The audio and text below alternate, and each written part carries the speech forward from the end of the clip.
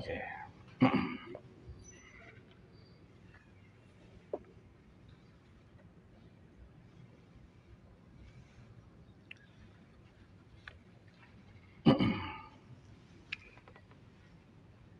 Boleh? Okey.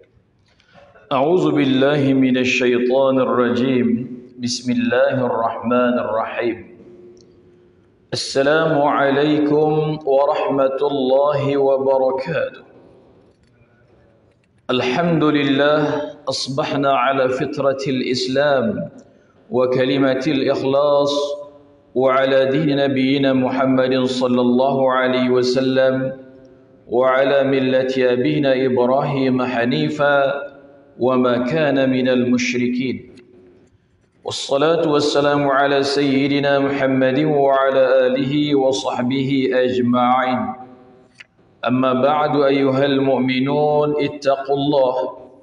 Usikum wa iyaya bitaqwallahi faqad fazal muttaqun. Yang dihormati Tuan Nazir dan seluruh ahli kuasa Masjid Ar-Raudhah dan seluruh para jemaah yang kita semua pada pagi ini dapat hadir solat sembahyang fardu subuh, dan kita berada pula dalam sebuah majlis yang amat dicintai oleh Allah dan dikasihi oleh Rasulullah sallallahu alaihi wasallam. Mudah-mudahan kita dirahmati di sisinya, diberi sihat tubuh badan, dan diberi kepada kita kekuatan untuk terus menjaga iman dan amal kita. Sebab inilah daripada perkara yang membuat kita untuk dibawa balik sebagai bekal kembali sebelum persediaan menghadapi mati. Maka pada pagi ini kita masuk muka surat 4 ya. Betul? Betul muka surat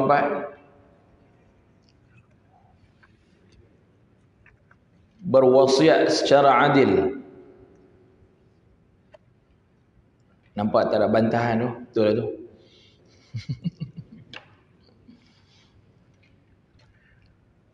Iaitu kita masih lagi berada di bawah tajuk tentang masalah wasiat, pesanan. Kita menyampaikan suatu amanah kepada pihak yang bertanggungjawab selepas daripada ketiadaan kita.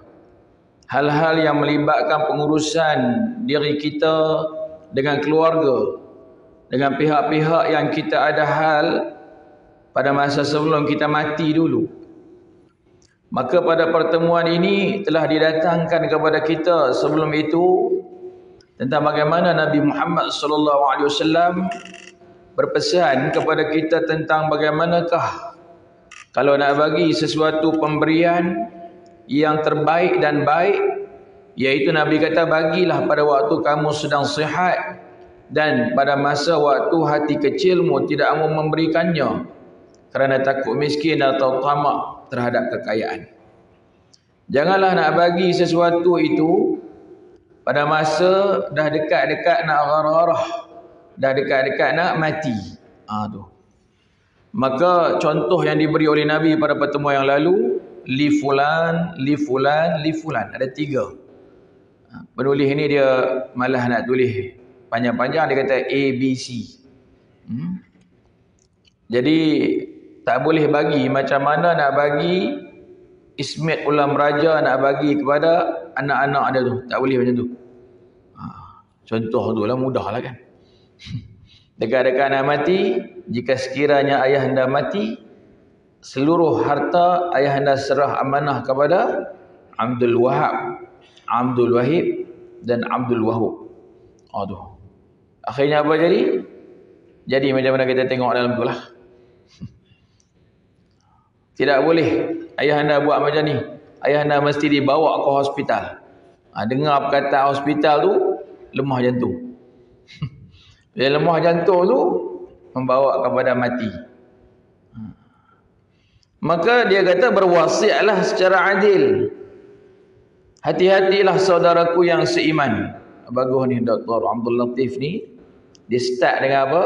Kita orang beriman, orang yang bertakwa, kena jaga-jaga benda-benda dan perkara yang macam ni. Siapa-siapa yang terlibat dalam masalah ini terutama orang yang mengurus, mesti banyak kes dia tahu.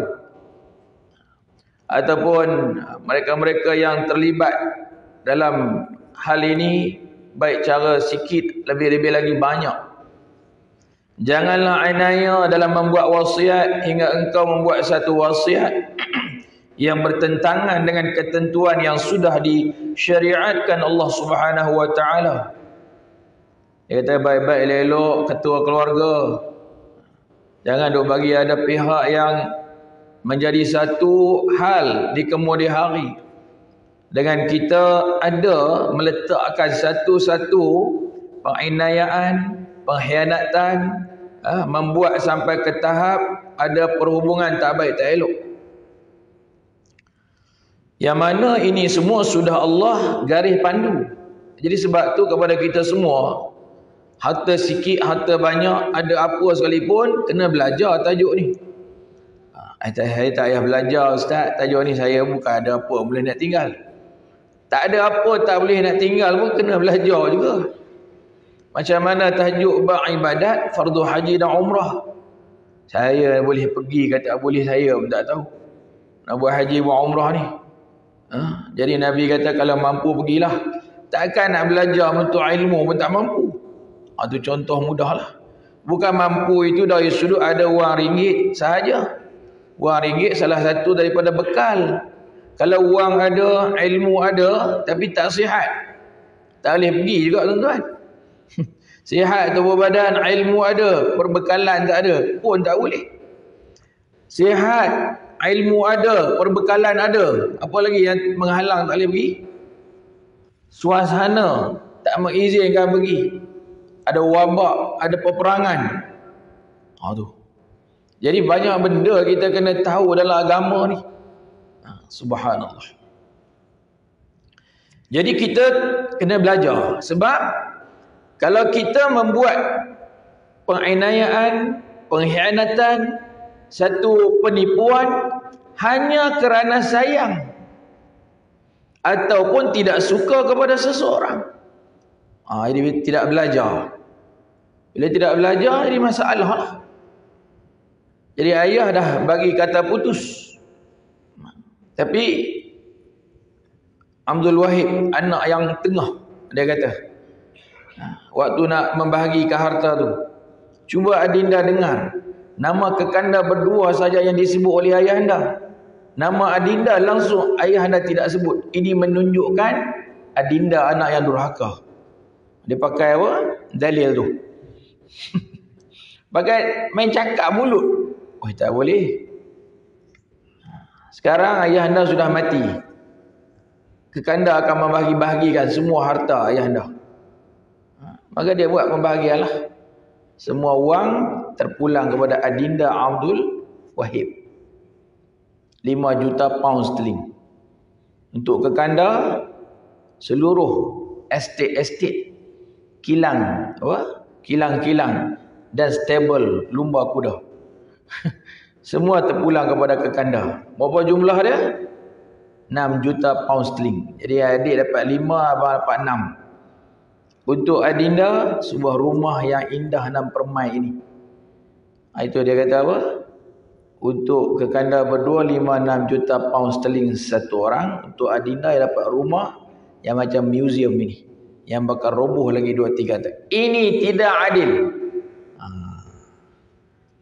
Jadi dia buat ni kerana sayang ataupun tidak suka kepada seseorang. Saya ingat P. Ramli baca dah kitab ni.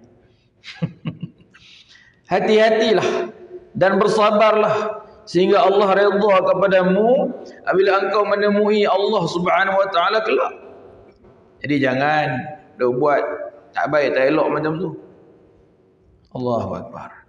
Pusatkanlah perhatianmu kepada hadis Nabi Muhammad sallallahu alaihi wasallam daripada Abu Hurairah yang berbunyi, innar rajula la ya'malu wal mar'atu bi ta'ati Allah 60 sana thumma yahduruhum al maut fayudurrani fil wasiyati fatujibu lahum an-nar. Hadis riwayat Imam Ahmad, At-Tirmizi, Abu Dawud dan Ibnu Majah. Nabi kata lelaki dan wanita yang hidupnya taat dan beramal selama 60 tahun without fail. Allah. Ini hebat tuan. 60 tahun. Maknanya umur dia tu mesti sekurang-kurangnya 75. Sebab mula beramal ni sejak aqil baligh. Sebelum tu tak kira tuan. Sekurang-kurangnya lah kalau kita kata apa, aqil baligh umur 10 atau 15. Maka dia memerlukan usia sampai 70-75 tahun. Maka dalam tempoh 60 tahun tu jadi orang yang taat kepada Allah, jadi orang yang patuh ikut titah perintah. Kemudian mereka mati. Tetapi dalam keadaan mempermain-mainkan wasiat. Buat apa sahajalah tuan-tuan. Jadi pimpinan, jadi orang yang duk memegang amanah itu, amanah ini, orang tak tahu. Tapi dia tahu. Nerakalah bahagian keduanya. Na'udzubillah. Oleh sebab tu Sayyidina Abu Hurairah radhiyallahu anhu amat sekali bimbang dan risau, maka beliau membacakan firman Allah dalam surah An-Nisa ayat 12, min ba'di wasiyati yusa biha aw daynin ghayra mudar wasiyatan min Allah wallahu alimun halim. Setelah melaksanakan wasiat yang dibuat, ada pihak yang kita minta tolong dan dia pun tunjuk ajar dan kita ikut patuh garis pandu, sebaik-baiknya atau sesudah dibayar hutang-hutangnya. Ini dia ada satu bahagian bab lain pula. Yang penerima itu daripada pewarisnya mesti melihat penyelesaian yang berikut. Jadi bukan dia kata alhamdulillah ayah aku tinggal, lega aku berhutang banyak. Jadi hak dia punya hutang dia fikir, hak ayah dan ibunya ada masalah dia tak fikir. Dengan tidak pula memberi mudarat kepada ahli waris. Tapi dia pesanlah. Dia kata hak ahli waris ni duk tunggu hak bahagian dia. Rupanya hak bahagian dia pun tak lepas. Bahagian pihak yang nak bagi. Tapi muslimin hadirin yang dirahmati Allah, pewaris-pewaris ni pun kena belajar menerima satu. Ni. Kalau kita duk jadikan benda ini sebagai satu masalah, ialah satu pihak yang dia ada bahagian itu, tapi bahagian itu bahagian dia lah. Kalau kita kata kita tak memiliki, tak memperolehi pun, kita juga ada bahagian hidup yang Allah bagi lagi untuk apa? Terus berusaha. Kena jadi macam tu bukan senang kan. Yalah, kalau macam saya mungkin kata mudah dan senang. Kita ada adik-beradik. Tapi duk ingat-ingatlah dahulu. Kita punya orang tua ni bukan satu orang yang duduk pada kedudukan yang baik dalam jawatan negara apa itu ini, pendapatan ayah pun kita tahu.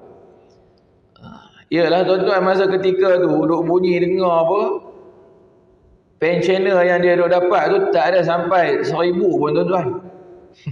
Kita duk dengar lah.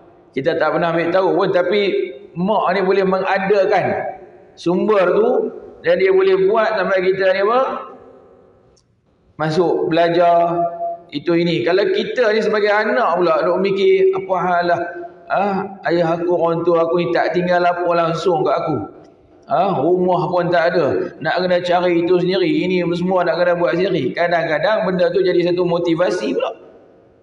Ditakuti begitulah, dibimbangi. Ada sebahagian pewaris ni dia ada satu masalah, kemudian duk jadi marah kepada ibu bapa. Itu satu masalah besar. Na'udzubillah min zalik. Yang tu kita mohon minta lindung. Sebab benda-benda macam ni memang akan jadi masalah kalau kita tak ada ilmu, kita tak ada agama yang memandu, sampai ke tahap ada tak mau mendoakan kat mak ayah dia. Dia anggap macam mak ayah dia itu meninggalkan dia, membiarkan dia pula. Jangan sampai begitu sekali. Habis. Maaf. Dan Allah menetapkan yang demikian sebagai syariat yang benar-benar daripada Allah. Dan Allah Maha mengetahui lagi Maha penyantun. Baik. Janganlah lupa kepada timbangan. Jangan lupa wahai saudara-saudaraku, kalau engkau mempunyai harta, dermakanlah. Jadi waktu ini Allah bagi kat kita kelebihan, kita kena buat satu susun atur perbelanjaan untuk diri, untuk keluarga, untuk apa-apa keperluan yang sudah pun disusun atur. Sebahagiannya pula kena ada bahagian sedekah, infak. Dia kata dermakanlah. Sebab pada hakikatnya yang benar-benar menjadi milikmu nanti itu ialah di sisi Allah harta yang sudah engkau sedekahkan itu. Bukan itu sahaja, maka supaya harta itu disimpan di sisi Allah Subhanahu wa taala. Ayat ni yang nama atas zakat, nama atas apa, sumbangan-sumbangan yang kita bagi dan beri, atas nama rumah Allah, atas nama apa-apa pembangunan, atas nama kalau hari ini sangat masyhur dengan nama memberi pertolongan solidariti kepada saudara di Palestin. Dan itu nanti untuk menambah beratnya amal kebaikanmu nanti. Dia kata yang ni nanti bakal bantu kita punya apa? Iman yang dah duk sedia ada, solat sembahyang yang kita duk buat, apa-apa kefarduan yang kita duk buat dan lakukan, ini akan membantu. Dengarlah hadis Nabi Muhammad sallallahu alaihi wasallam. Daripada Ibnu Mas'ud radhiyallahu anhu berkata, Rasulullah sallallahu alaihi wasallam bersabda, ayyukum malu warisihi ahabbu ilaihi min mali. Qalu ya Rasulullah, ma minna ahadun illa maluhu ahabbu ilaihi. Qala fa inna ma lahu ma qaddama wa ma la warisihi ma akhara. Ini yang Nabi bagi satu gambaran. Setiap orang yang bila mana dah sampai satu tahap, dia nak kena fikir bekerja, nak kena fikir cari rezeki, nak kena fikir berbuat sesuatu dan dia berkemampuan dan boleh. Apa dia? Siapakah di antara kamu yang lebih suka hartanya itu menjadi milik ahli waris atau menjadi miliknya sendiri? Maka mereka jawab dengan memberitahu, ya Rasulullah, kami semua menginginkan harta itu supaya menjadi milik kami sendiri. Maksudnya apa ni tuan-tuan? Nabi tanya, kamu buat kerja, kamu bersusah payah membanting tulang itu ini, kamu nak harta kamu ni nak bagi kepada diri kamu sendiri ke nak bagi kepada pihak ahli waris kamu? Nabi sebut jelas tu, ahli waris. Ahli waris ni anak beranak. Nabi tak kata orang lain, tuan-tuan. Kalau dia kata kamu bekerja himpun harta, nak bagi untuk diri ke nak bagi ke orang lain? Orang lain tu bukan family sendirilah, orang lain tu pihak yang lain. Ni Nabi kaitkan dengan ahli waris, maknanya anak beranak dia juga. Maka jawab para sahabat, kami ni buat kerja wahai Rasulullah, nak harta tu jadi milik kami sendirilah. Maknanya anak aku esok dia usaha sendirilah. Bagi makan minum besar, boleh belajar menuntut ilmu, pergilah cari rezeki sendiri. Hak saya punyalah. Tuan-tuan, ini jawab sahabat ni. Ini bukan level-level rendah-rendah punya. Maka jawab Rasulullah terhadap apa yang mereka kata. Kemudian Rasulullah SAW bersabda, wahai sahabat-sahabatku, harta yang sebenar itu ialah apa yang sudah didermakan. Sedangkan yang kamu kata tadi nak jadi milik, yang kata kamu tak mau bagi ke ahli waris, bila kamu dah tinggalkan, kamu tak buat satu pemberian, maka ia tetap akan menjadi harta ahli waris, sama ada diwasiatkan ataupun tidak. Itu. Di bawah hadis ini ada sedikit nasihat oleh Sayyidina Abu Hurairah radhiyallahu anhu, di mana Rasulullah sallallahu alaihi wasallam bersabda, yaqulul 'abdu mali mali wa innama lahu min malihi salasun ma akala fa afna aw labisa fa abla aw a'ta faqtana wa ma siwa zalik fa huwa zahibun wa tarikuhu linnas. Hadis sahih riwayat Imam Muslim. Ini perumpamaan bahawa baginda menyebut ada seorang hamba berkata ataupun sesiapa sahaja daripada kalangan hamba Allah ni, dia duk kata hartaku, milikku, rumahku, kenderaanku, wangku. Macam itulah contohnya. Padahal haknya di dalam harta itu cuma ada 3 perkara.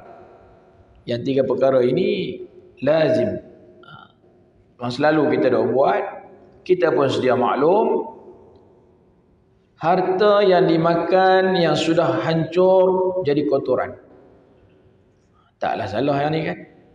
Memang ini keperluan kita pun. Tapi Nabi kata yang tu macam tu lah jadi dia. Yang kedua, kita nak buat beli pakaian.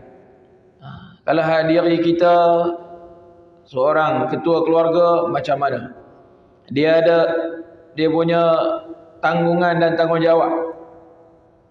Kalau makan minum, jadi bapa ketua keluarga ni kurang-kurangnya sehari dia kena adakan banyak mana Abang Aziz? Ada banyak mana? 3 kali lah yang wajib. Tu bab makan tak makan, lalu tak lalu tu topik lain. Tapi wajib menyediakan.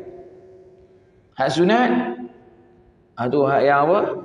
Hak waktu duha, itu minum-minum kopi ke apa. Hak petang-petang tu kopok lekor kan apa? Kopok lekor, teh tarik ke apa, roti canai. Itu contoh mudah lah. Maknanya ada 5 kali. 3 kali wajib, 2 sunat. Hak lepas isyak tu dia panggil harus. Ingat malam ni tak ada apa ayah ajak pergi RB. Jom. RB pun nampak penuh. Kita pergi mana pula? Contoh lah kan. Itu contoh mudah. Kalau tadi dalam bab apa? Pakaian pula yang dijadikan pakaian sudah buruk. Macam mana tuan-tuan? Kita jadi ketua keluarga yang wajib menyediakan kepada family ni. Setahun berapa kali? Setahun 2 pasang. Tu wajib tu. Kalau orang perempuan tak tahu masalah itu. Tahu pagi ni baru tahu.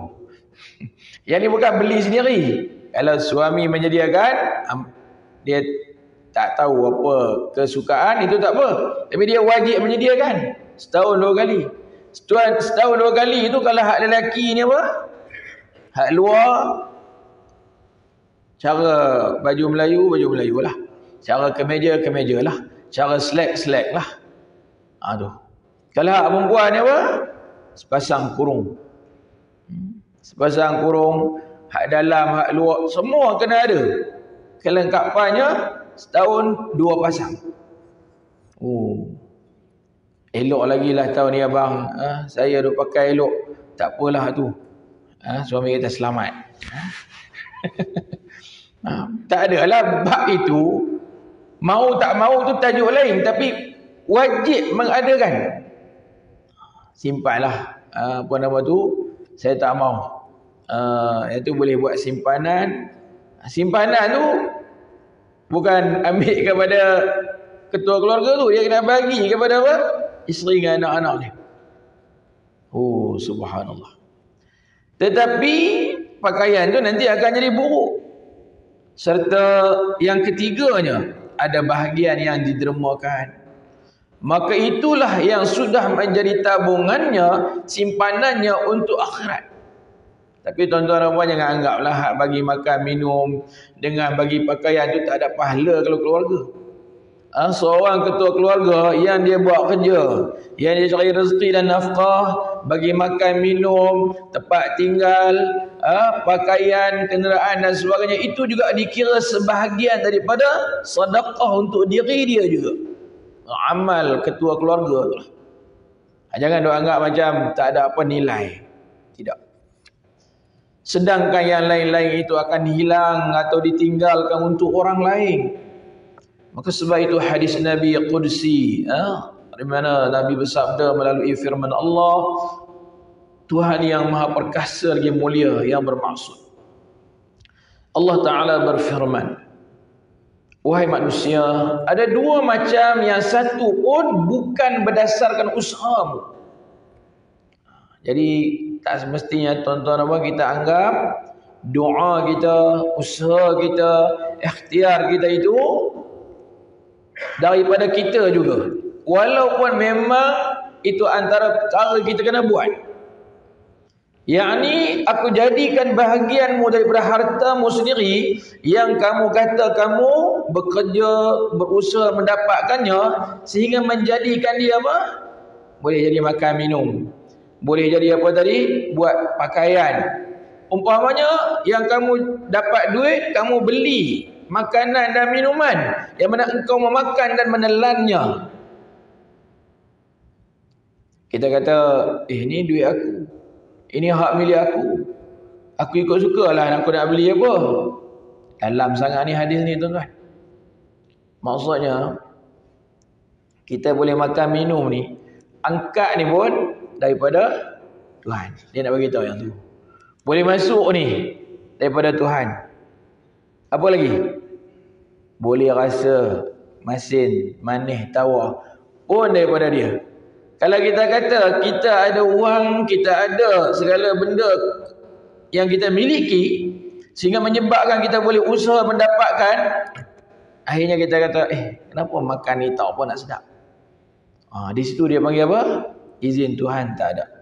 Dia boleh dapat, dia boleh sedia, boleh masuk, tapi tak dapat merasa pula. Sonok lah. Tak sonok jugalah. Kenapa keras sangat ni? Kenapa tak boleh nak telan ni? Oh ya Allah, padahal dah masuk dalam mulut dah. Oh itu terlalu dalam sangat. Siapa nak fikir bagi tahap tu? Subhanallah. Ada orang yang dah boleh dah makan ni, kita kata ikut mulut, tapi Tuhan tak bagi jadi makan ikut mulut. Yang ni kena pergi hospital lah tengok. Buat satu corong masuk kok lubang yang lain. Yang tu bukan masuk untuk nak mengenyangkan dan menikmati pun, sekadar nak bagi dapat ada tenaga saja. Allahu Akbar. Kita ni tengok Allah sedapnya masuk mulut tu. Tak ada bismillah pun kan. Tengok-tengok tapi alhamdulillah tak lupa. Tu kira okey lah tu. Supaya aku membersihkan dan mensucikanmu pula. Yakni selawat-selawat kamu, doa-doa yang dibacakan hamba-hambaku kepadamu selepas ajalmu. Ni. Tuan-tuan dan puan, kita kena berhati-hati ni, bab-bab beramal. Sebahagian kita duduk tengok dalam sebuah majlis, sebelum kita mula majlis ini, mari kita hadiahkan Al-Fatihah lah apa itu ni.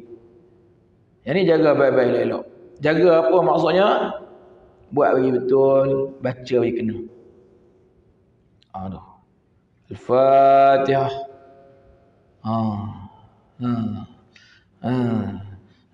Waladhdallin. Jadi berbunyi yang tu. Hak tengah ni macam satu missing. Bahaya tu kan. Apa yang you sebut kita tak tahu. Apa yang you kata? Ya Allah. Ya Allah, ya Allah, ya Allah, ya Allah, ya Allah, aku, ya Allah. Dia bunyi ya Allah aja. Apa benda dia kata pun tak tahu. Sebab benda ni dia masuk dalam bab apa? Benda yang betul dan sah. Kita nak baca doa. Satu benda tu kita masih tahulah. Ya Allah, ampunkanlah aku, ampunkanlah kedua ibu dan bapaku sebagaimana mereka mengasihi aku sewaktu aku masih kecil. Cantik tu semua Nabi susun. Banyak lagi adab-adab, tata cara. Subhanallah, susah tuan-tuan. Nak bagi dapat perkara itu sampai nak bagi jadi elok. Allahu Akbar. Ini benda-benda ni ditakuti dan dibimbangi ada orang tak memerhatikan. Kita selalu melakukan majlis doa selamat, kesyukuran.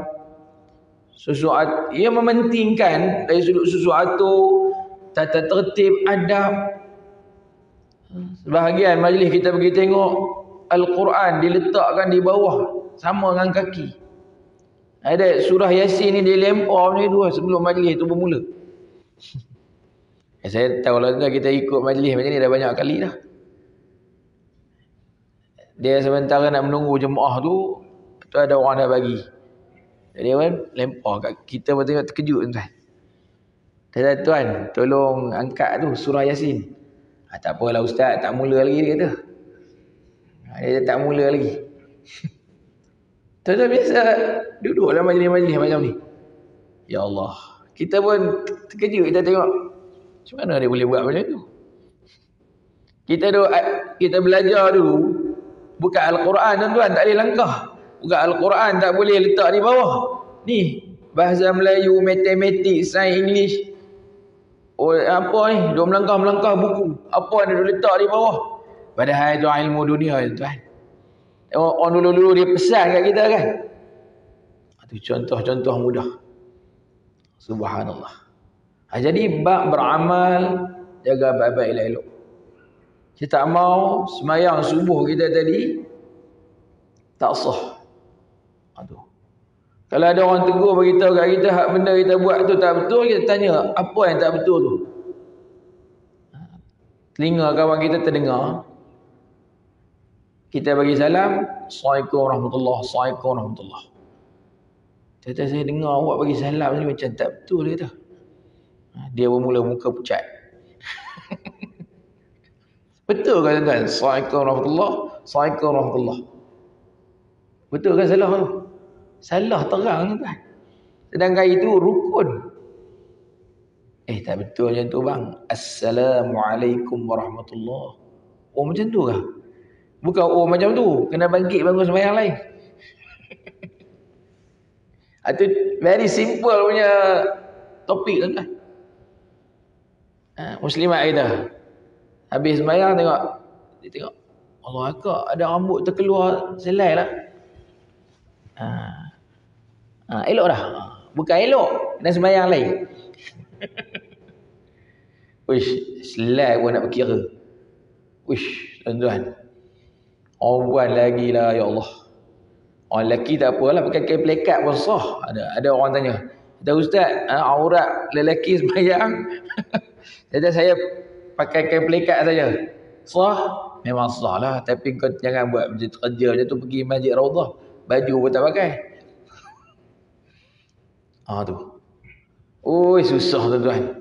Kita duk takut amal-amal yang kita buat ni dia jadi macam satu benda nanti dipulangkan balik, dibaling oleh malaikat. Yang tu kita takut tu. Kena berhati-hatilah. Kita duk datang belajar menuntut ilmu ni dah banyak. Kita dapat yang tu, dapat yang ni. Make sure apa yang kita sebut, apa yang kita kata, bagi kena, bagi betul. Kita tak mau benda-benda macam ni kita buat lebih kurang sambil lewat. Kalau kita nak sebut istighfar, berselawat, ungkapkanlah dengan cantik dan baik dan elok. Kita tak mau tasbih kita tak elok, tahmid kita tak cantik, takbir kita pun apa kita kata. Dan lagi dia kata maksud ini semua, engkau janganlah lupa kepada dirimu sendiri. Kalau dah ada rezeki Allah bagi, hak bahagian diri, bahagian keluarga dah lepas, duk buat amal ibadat, lagi satu, aku bagi dekat engkau kelebihan, engkau mestilah mendermakan sebahagian pemberian Allah kepadamu itu. Di mana di sini ada satu garis panduan yang diingatkan oleh Nabi, Allah tidak melarang seandainya engkau menyedekahkan sepertiga kekayaanmu sebelum engkau mati. Tengok tuan-tuan dan puan, Nabi bagi garis panduan. Kalau nak bagi, jangan bagi ke semua. Jangan bagi separuh. Tapi boleh bagi, harus bagi sepertiga. Misalnya engkau wasiatkan hartamu itu nanti untuk kebaikan, untuk penerbitan percetakan Al-Quran ataupun hadis yang ada di daerahmu atau kepada lembaga-lembaga sosial. Dan ini apa? Contoh, bukan mesti yang ni. Bukan mesti yang ni tuan-tuan bukan mesti. Keperluan. Macam Masjid Raudhah ni, Tuan Haji Zainal perlu lagi ke Quran? Oh, perlu lagi Quran baru. Oh, ni hebat tu. I want to make sure you saja. Takut Haji Zainal takut salah dengar kan, risau juga saya. Sebab saya dah tengok ni Al-Quran yang ada ni pun tersusun cantik, macam tidak disentuh. Jadi kalau perlu lagi tu kira dah. Saya dah ingat Haji Zainal kata tak perlu Ustaz tapi duit nak lagi. Yang tu betul lah tu. Sebahagian tempat dia tak mau lah tuan-tuan. Quran ni, especially Yasin lagi dia tak mau. Yasin dia tengok pun takut. Bukan sebab apa, dia ada tu orang tu bagi plastik pun tak buka lagi encik. Jadi kalau encik bagi lagi yang ni kami pun tak tahu nak letak mana. Melainkan kalau tuan-tuan boleh urus nak bawa apa, Patani lah, Kemboja. Yang tu sembang yang tuan, kalau boleh buat tak apa. Dia takut-takut tak terbuat. Tapi memang ada tempat yang perlu. Macam Afrika apa semua tu memang mereka nak. Saya fikir kalau Malaysia ni mungkin tak nak. Especially imam-imam lagi tak mau. Saya dah jadi imam 4 tahun dulu tuan-tuan. Saya mengumpul surah Yasin 1000 naskah. Macam mana tak 1000 tuan-tuan? Waktu duha doa selamat. Lepas zuhur doa selamat lagi. Lepas asar doa selamat lagi. Lepas isyak doa selamat lagi. Setiap doa selamat tu goodies dia semua Yasin. Memang 4 tahun tu penuh surah Yasin.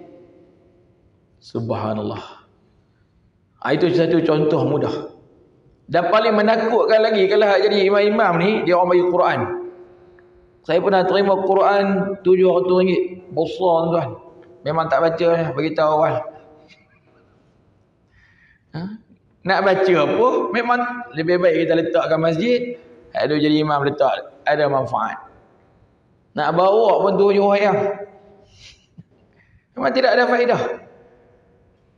Lepas tu ada orang balik buat haji. Ada Ustaz, Allah terima kasih lah, itu hari sebelum pergi ada majlis doa selamat. Ustaz buat sikit apa tu kursus. Saya ada hadiah istimewa daripada Mekah. Dia bagi Kaabah. Model Kaabah lah. Masa besar apa? Besar sejadah ni potong 2. Ada 4 segi tu. Dia kata dalam ni Ustaz ada Quran. Quran lagi. Jadi kita dengar Quran tu kita seram. Sebab ada dalam kaca rumah tu pun kita pun tak buka kan. Dia kata cantik ni Ustaz, ni tulisan emas pula dah. Dia tahu berapa ni? Tak apalah harga tu Ustaz saya tanya lagi, Ustaz ambil lah ni. Aku kata kalau kau bagi duit kat aku lagi syok. Daripada kau dah bagi Kaabah Quran ni dah buat apa? Cuma muncullah idea kita ni datang, benda Kaabah tu boleh jadi model untuk orang tawaf lah, untuk kursus. Itu yang boleh buat. Lain daripada tu dah buat perhiasan lah tuan-tuan. Jadi kadang-kadang insya-Allah tuan-tuan kadang-kadang kita takut pemberian itu takut tak jadi manfaat. Especially orang pergi Mekah ni Madinah. Kita tolong ni saya nak tolong beli Quran waqaf dalam Masjid Nabawi, Masjidil Haram. Yang ni pun tuan-tuan pun kena berhati-hati tau. Sebab Masjidil Haram Nabawi ni dan seluruh masjid yang duduk di sana mereka hanya menerima Al-Quran percetakan Saudi je. Rasam Osmani. Dia ada kala biru dengan kala hijau. Duk pergi sebelum ni kalau yang saiz ni lah macam buku kita ni B5 kalau dia panggil ni. Yang tu 45 50 rial. Kalau yang besar A4 tu 70 ke 80 rial. Tentu akan jumpa orang duk tolak troli tu. Itu Quran 20 rial, 15 rial. Yang tu pemurung kan. Kita takkan Quran orang nak buat tipu. Tuan-tuan. Duit ni jangan main-main tuan. Quran pun orang tak peduli. Memang kita boleh faham. Jadi kena berhati-hati benda-benda macam ni. Dia dah ingat kata 20 rial lega boleh beli 5 buah. Kita letak saja dalam tu, nanti akan ada pencuci apa ni, dia akan ambil dia lempar buang macam tu tuan-tuan, dalam satu troli lain pula dia bawa. Kita ada ingat kawan tu nak ambil nak baca, belek-belek ni buang. Kita pula baru letak. Dan alhamdulillah ada orang ambil Quran. Jadi dia ambil dia buang. Allah, kita pula terkejut. Kata apa ni buang Quran? Dia kata ini tulisan tak betul lah apa. Jangan main kan, benda-benda macam ni kena jaga-jaga. Kita dengar sekadar bukanlah awak jenaka. Jadi kita tanya, masjid ni perlu apa? Kami perlu ni apa, untuk cuci-cuci bahagian tandas bilik air. Itu tak jadi infak kan tuan? Oh, itu jadi infak kan tu? Membersih tempat pembersihan untuk orang bersuci, bersih diri tubuh badan. Masjid elok, bilik air tak elok, tak mau juga. Bukan masjid ni lah. Kan? Tak mau. Ensel tak ada. Itu kalau kita beli, pahala kan? Kita bayar bil api, bil air. Ni orang duk guna ni, Allah, pahala makan tak habis tuan. Bukan kita nak kata Al-Quran tu tadi tak baik. Jadi kita tanya, apa keperluan di tempat itu yang perlu? Ustaz, saya nak pergi Mekah ni, ustaz nak apa? Saya tak nak Quran. Beritahu awal. Serban pun jangan, tak ada pakai. Kalau nak you nak bagi jubah. Oh, ustaz demand juga. Lebih baik kita bagi tahu apa kita nak. Daripada serban ni macam ni ada Allah. Serban Yasir Arafat, serban Saudi, serban budak Tawi, semua ada. Tak terpakai. Allah, tak nak bagi ke orang pun dah ada dah. Allah, ustaz bagi benda lain lah. Kami pun banyak ada benda ni. Kain pelikat lagi banyak. Sampai balik raya bagi pak saudara, memang macam orang kaya lah. Ni pakcik, ni kain pelikat ni, bagi kat kawan. Dia kata banyak engkau punya kain pelikat. Alhamdulillah rezeki. Kita memanjangkan sedekah orang. Kalau kita ada idea macam tu tak apa tuan-tuan. Ni kalau dia pun tak tahu. Ingat buka kedai kain pelikat ni bagus juga ni. Cantik juga kan. Dah terlampau banyak lah. Bagi benda yang, saya ingat kalau bagi duit tak ada orang komplain lah. Setakat ini ya. Itu kemudahan. Ini semua termasuk sedekah jariah. Cuma tidak boleh lebih daripada sepertiga. Sekali lagi dia duk remind. Mengikut keterangan hadis daripada Sa'ad bin Ubadah, ditimpa penyakit. Ini satu orang sahabat bernama Sa'ad bin Ubadah. Dan takdir Allah, kebetulan Rasulullah SAW datang menjenguk. Nabi pergi ziarah dia. Lantas Sa'ad bin Ubadah pun ambil peluang tu lah. Ya Rasulullah, saya ni sakit. Saya ni ada kelebihan. Aku ini ada mempunyai harta. Bolehkah aku wasiatkan semuanya nak bagi dekat engkau, nak bagi untuk Islam? Tuan-tuan, hajat permintaan dia ni besar. Bukan main-mainnya. Apa yang Nabi jawab? Rasulullah kata jawab, tidak. Oh, jangan. Sa'ad tanya lagi. Oh, baik. Kalau macam tu saya nak bagi untuk tuan dan Islam setengah daripada harta saya. Boleh? Itu pun tak boleh. Nabi ni apa hal ni? Orang nak bagi untuk buat kebajikan pun dia tak mau. Sa'ad tanya lagi, kalau sepertiga ya Rasulullah? Nabi jawab, sepertiga boleh. Itu pun terlalu banyak. Apa hal ni Nabi Muhammad ni? Kalau engkau tinggalkan ahli warismu dalam keadaan kaya, itu lebih bagus daripada engkau tinggalkan mereka miskin dan meminta-minta kepada orang lain. Mafhum hadis riwayat Bukhari dan Muslim. Jadi yang ni tuan-tuan satu peringatan saja. Ya. Sebab ada sahabat-sahabat Nabi yang berbuat lebih, Nabi tak alang pun. Sayyidina Abu Bakar, Sayyidina Umar, Sayyidina Osman. Dan tiga nama ni duk naik. Nama Sayyidina Ali bab-bab ni dia kurang sikit tuan. Bukanlah dia tak masuk. Dia tak masuk dalam senarai tu. Abdul Rahman bin Auf, Khalid bin Walid.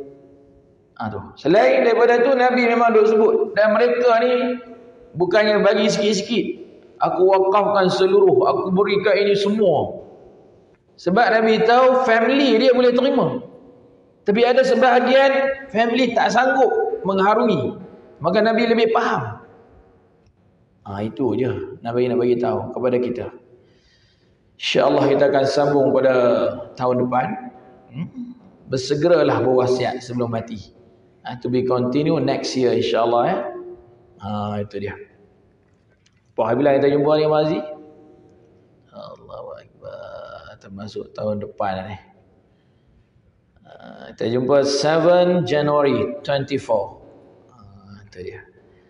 Tajuk dia segeralah berwasiat sebelum mati. Ini sangat penting tajuk ini. Semoga kita dapat satu manfaat dan faedah di pertemuan pada pagi ini. Dan kita dapat sama-sama berada dalam keadaan yang baik. Dan kita sudah dekat pun nak menghampiri bulan Ramadan ni. Kurang lebih 1 hari saja lagi. Begitulah kurang lebihnya. Mudah-mudahan kita rahmati Allah. Aqulu qawli hadha wa astaghfirullahal azim li wa lakum wa lisairil muslimina wal muslimat fa ya fawzal mustaghfirin wa ya najatat taibin. Pada pagi ini kalau tuan-tuan dan puan tak ada apa-apa acara lah, 9.30 di tempat kami, Dr. Faiz angkasawan Malaysia datang. Jadi nak mengajak menggesa kepada anak-anak muda supaya ada minat dalam bidang astronomi ini, minat bidang ilmu angkasa. Jadi banyak benda jugalah yang akan diperkatakan dan diperbincangkan. Mana Dr. Hisham? Ada Dr. Hisham? Tak nampak Dr. Hisham. Tuan-tuan perasan hari Khamis baru ni, malam Jumaat 30 November, ada apa jadi? Sebenarnya bukan kawasan kita sajalah. Di banyak tempat orang tengok dari pukul 11.30 malam ni tu. Ke tuan-tuan tidur dalam tu? Dia panggil apa? Thunder Solar Storm. Siapa yang ni dia angguk tu, dia perasan lah. Yang tak angguk tu memang tak dengar lah kot. Saya mula duk tengok apa hal ni. Dia macam satu silauan banyak kali jadi. Lepas tu sekali dengan berbunyi. Kalau silau bercahaya saja tak apa. Dia pum, ingat orang dah main bunga api ke apa. Dipa balik lama dah habis. Pum, dekat 20 dah juga. Keluar berita, tak ada apa, dia kata itu aktiviti biasa saja di langit. Jadi beberapa kali dalam tempoh-tempoh tertentu. Jadi menariklah tuan-tuan. Kadang-kadang ada benda kita tahu, ada benda kita tak tahu. Ini satu Allah nak tunjuk apa-apa kuasa kepada kita. Wallahu a'lam. Aqulu qawli hadha wa astaghfirullahal azim li wa lakum wa lisairil muslimina wal muslimat fa ya fawzal mustaghfirin wa ya najatat taibin. Wabillahi taufiq wal hidayah. Assalamualaikum warahmatullahi wabarakatuh. Ya Allah.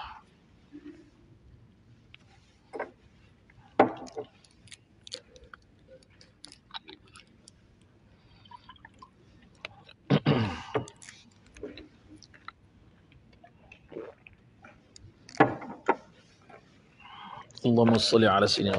Alhamdulillah insyaallah. Baik. Alhamdulillah.